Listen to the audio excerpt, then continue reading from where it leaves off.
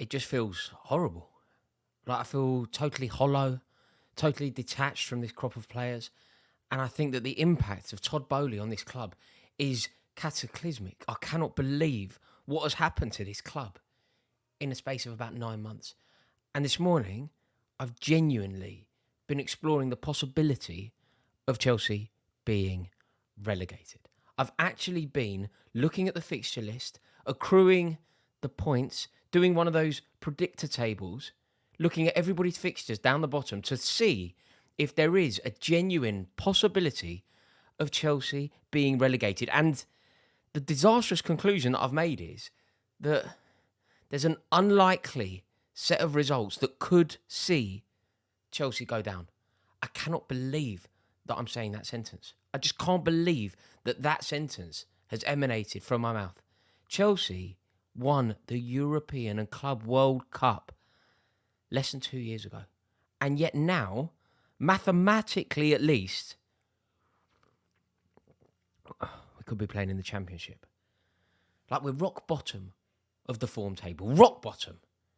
And teams down the bottom are all finding an element. They're finding an edge. Whether that's appointing Sam Allardyce, whether that's Jamie Vardy rediscovering Informer Self, whatever it is, teams down the bottom are finding something. And to be totally frank, I don't see where we're going to pick up another point this season. I don't see how we're going to pick up another point this season. So, what I thought I would do here is play out a sort of hypothetical sequence of events. And you stop me when it gets too ridiculous, okay? So, I'm going to tell you the worst case scenario. And at some point, I'm hoping that you'll go, that's a bridge too far. Chelsea are going to be all right. But let's start. We'll start yesterday. We'll start with last night. Arsenal obviously beat Chelsea. Arsenal obviously atoned for the mess that they made in Manchester.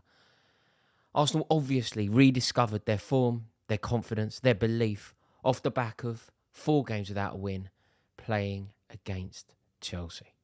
So Chelsea again picked up no points. Then we're playing Bournemouth and Forest. Bournemouth and Forest. They're both fighting for their lives. They're both desperate for the points.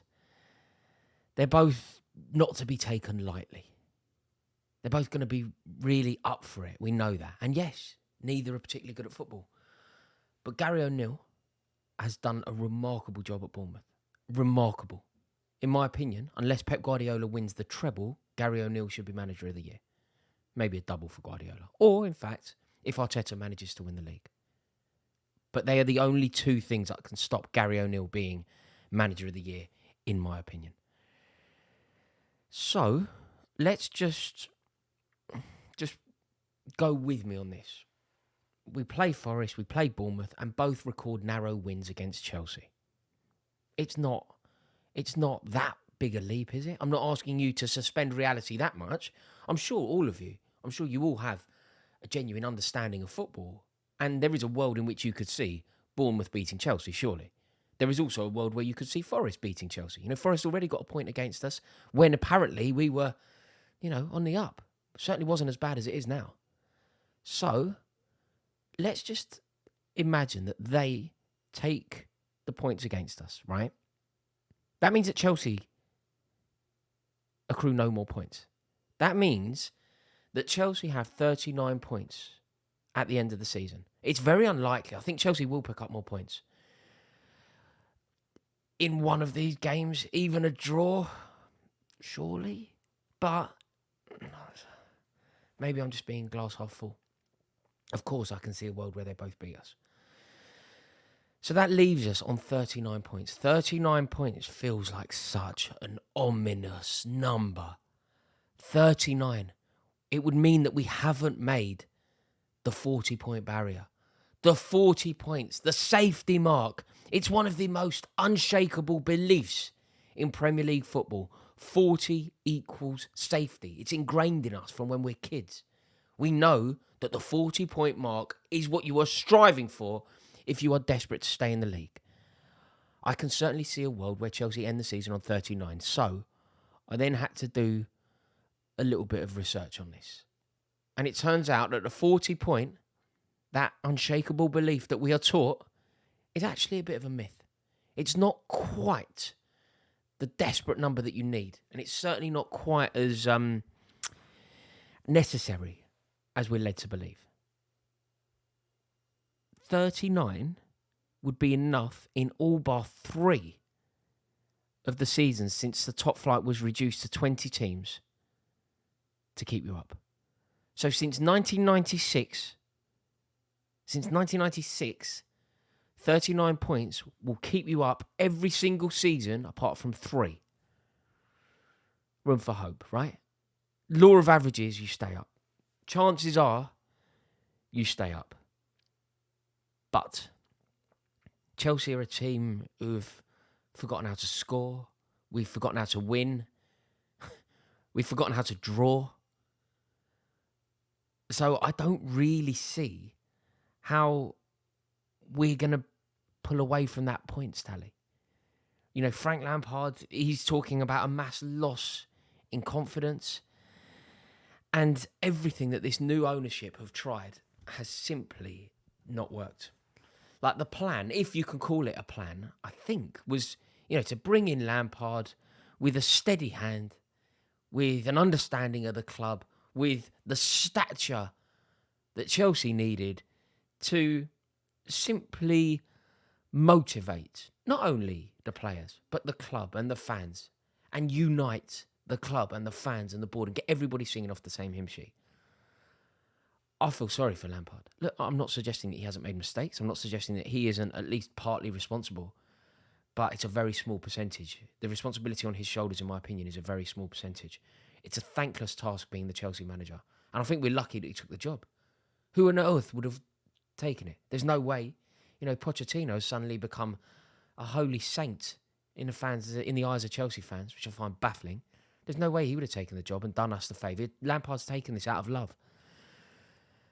Lampard is certainly an improvement on that Salter, probably the most reluctant manager to have ever managed in the Premier League. So I really don't see where we're going to pick up any points. But if it doesn't come in these Bournemouth and Forest games, then listen. This hypothetical scenario, let's just say Bournemouth and Forest beat us. So then what? Man City, do we even need to talk about that one? Man City beat us again this season, as they have done so many times already this season. Manchester United. I think Manchester United beat us. I just think that they'll be too good. They'll have a distraction. They won't need the points. They've obviously got an FA Cup final to worry about. I think top 4 is secure for them, but I also just think that they'll be too good for us. I just think that Ten Hag will have the team playing in a way that will be too good for Chelsea. So the 2 Manchester clubs will beat us, right? Then we go into the final day of the season. Let's just imagine that Newcastle United need a win for Champions League qualification. In fact, let's just say that they need a win to secure top 3. Because I think Newcastle United care about top 3. I was having this chat actually with Adam McCullough, and he genuinely and correctly, in my opinion, doesn't care about 3 or 4. He wants to win the league. After that, finish 2nd, 3rd or 4th, it doesn't really make a difference. And 3rd and 4th certainly doesn't make a difference. However, because of Newcastle, because of who they are, because of the statement and noise that they're trying to make, I think Newcastle genuinely care about 3rd and 4th. Also, Manchester United finishing above them in the league off the back of what happened in the League Cup, I think they will care. So let's just imagine, I think Newcastle will have it sewn up top 4. Let's just imagine that Newcastle need to beat Chelsea in order to finish 3rd. Huge achievement for Newcastle United. Huge achievement for Eddie Howe. They beat us, don't they? There's no two ways about it. If they have to beat us, they beat us. If they don't have to beat us, they probably beat us. Because I don't think we can beat anyone. Sometimes, when you look at the fixture list, you could look at the fixture list and go, oh, who we got next week? Or we've got Bournemouth coming up, that should be a win. Or we've got Forest coming up, that should be... I don't think it matters who Chelsea play. I don't think it matters. I think whoever Chelsea play at the moment have a significant chance of beating us and probably will beat us. It's irrelevant, the fixture list. Chelsea will lose. And therefore, 39 points is going to have to be enough. The reason I think we'll lose is because we're just all over the place. As a club, we seem to be just totally and utterly all over the place. We're a team full of grievances. Azpilicueta, I thought he looked furious generally. I I don't think he's got a good relationship with Frank Lampard. I don't think he is a captain in the way that Frank Lampard expects somebody to captain a club. And I feel like there is a little bit of hostility there. N'Golo Kante, Mateo Kovacic, they were looking around with contempt in their eyes, I thought. Both eager to weigh up their options. Both eager to get through this season, to think about their next move. Aubameyang, back in the starting lineup, which I think was a terrible, terrible decision from Lampard. But all he really did was prove Mikel Arteta right. All Aubameyang really did was prove Arteta right for getting rid of him. You know, Jorginho has scored as many goals for Chelsea this season as Aubameyang. Jorginho's been playing for Arsenal since the 21st of January. Like, this ownership, the transfers, this ownership, it's so bad. How can bringing in Aubameyang be a good idea? Particularly if you are bringing him in for Tuchel. You then sack Tuchel a couple of days later. Played one game in Croatia together. And, you know, every player, like whatever player you think of, they look all over the place. Raheem Sterling, all over the place. I thought Mykhailo Mudryk looked sort of traumatised. You know, he looked slightly up for it against Arsenal. He was trying. But ultimately, I think Ben White bullied him. And ultimately, I think the Arsenal fans would have been booing him so much more passionately if they thought that they missed him. Like, you boo players that you want, don't you? The reason Tottenham fans were so animated regarding Sol Campbell is because they have to admit, even if they don't want to, they have to admit that he's a brilliant player who would have made their team better. The reason Arsenal fans are so hostile to Ashley Cole is because they have to admit he would have made their team so much better. They're booing Mudryk, but it felt like a token booing. It felt like they weren't particularly fussed either way. Particularly when you juxtapose the fact that Mudryk plays for Chelsea, they got Trossard. Trossard's been a better player. So look, it's just painful. And it's 10 straight defeats now for Lampard as a manager. Not all at Chelsea, but you know, he was talking about Chelsea last night and he said that we're being too nice and too passive. And I think he's right. But how you change the culture of this club. Like Pochettino, if he is to be our next manager, surely Pochettino is looking at this, running for the hills. I think Pochettino's going to be linked with all of the biggest jobs, right? The Real Madrid job becomes available. I imagine that Pochettino will get an interview. Whatever job, big job, becomes available, I think Pochettino's name will be in the hat. Surely he's looking at this Chelsea job. And of course I appreciate that Chelsea's a wonderful club with a wonderful opportunity. And in terms of the esteem and stature of the office of Chelsea manager, it's up there with the very best. But I think it was Alex Ferguson who always said, don't pick your club, pick your owners. And if that's what Pochettino lives by, if he adopts that philosophy, there's no way that he picks Chelsea. So, basically, the way that I've concluded it is the Forest game at the Bridge next Saturday is the last opportunity that we will have to get a win. Because after that, our fixture list gets very intimidating. So Bournemouth and Forest. If not, it's 39 points. We are desperately relying on maybe Leicester to drop some points, Everton and Dyche to keep making the pigs. He's getting away with it, Sean Dyche, isn't he?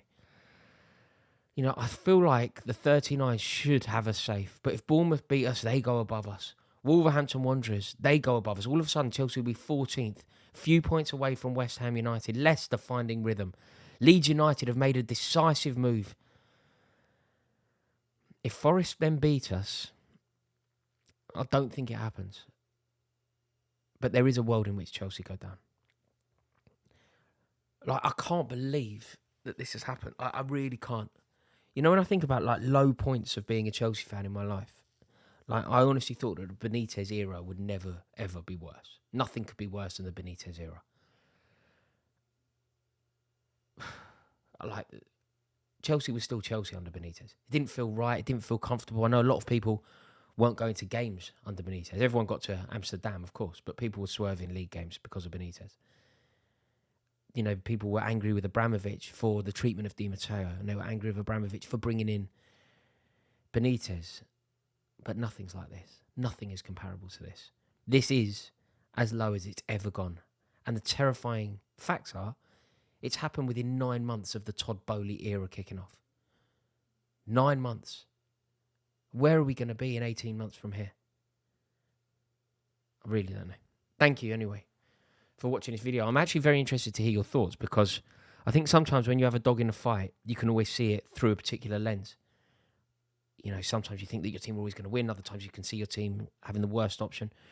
So I am very interested to hear your thoughts. Do you genuinely believe that Chelsea Football Club can be relegated? Or do you think 39 points will be enough?